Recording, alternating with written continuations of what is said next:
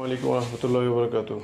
কিছু কিছু ক্ষেত্রে আন্তরিকতা বিস্ফোরণের মতন কারণ হয়ে দাঁড়ায়। কারণ দেখা গেছে যারা স্বাভাবিকভাবে আন্তরিকতা পেতে পেতে অভ্যস্ত, যেমন যাদের অবস্থা ভালো, টাকা পয়সা ভালো, সমস্যা নাই, তাদের ক্ষেত্রে আন্তরিকতাটা অত কঠিন বিষয় না।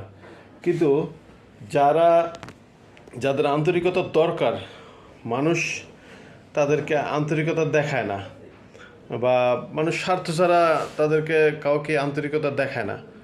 ঠিক তেমনি ওই যে একটা কথা আছে না, যে তেলের মাথায় সবাই সবাই তেল দেয়, কিন্তু তেল ছাড়া মাথায় কেউ তেল দেয় না।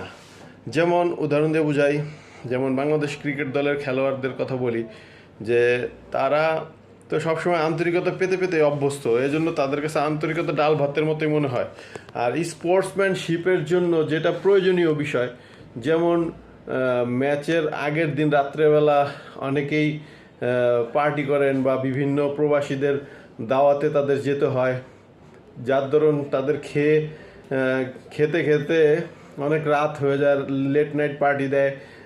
এই আন্তরিকতার দরুন পরের দিন তাদের পারফর্মে অনেক ক্ষতির কারণ হয়ে দাঁড়ায়, যেটা পেশাদারিত্বের ক্ষেত্রে এটা আসলেই অনেক ক্ষতিকারক, যেটা অনেকেই বুঝে না।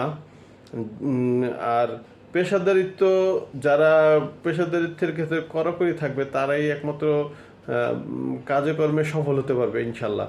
তবে সবসময় এটা চেষ্টা করা উচিত যে পেশাদারিত্ব সবসময় বজায় রাখা।